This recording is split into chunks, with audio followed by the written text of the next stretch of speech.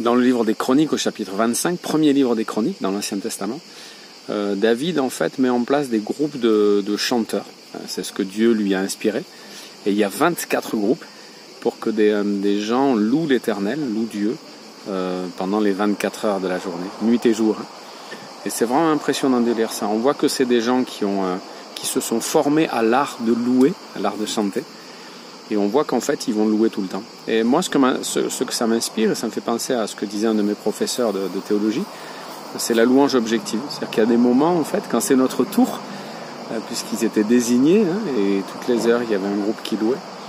Quand c'est notre tour, on n'a pas toujours envie de louer. Si on nous disait, voilà, tel jour, à telle heure, tu vas louer le Seigneur, tu vas l'adorer, tu vas le chanter, il y a peut-être des jours où on aura une rage dedans, des jours où on aura vécu quelque chose de difficile dans notre famille, ou voilà, un trouble dans notre esprit, eh ben, c'est notre moment de louer, et on va louer le Seigneur parce qu'il mérite cette louange. Parce que lui ne change pas, parce qu'il nous a sauvés, parce qu'il est le Dieu Tout-Puissant qui a créé le ciel et la terre. Voilà, c'est la louange objective.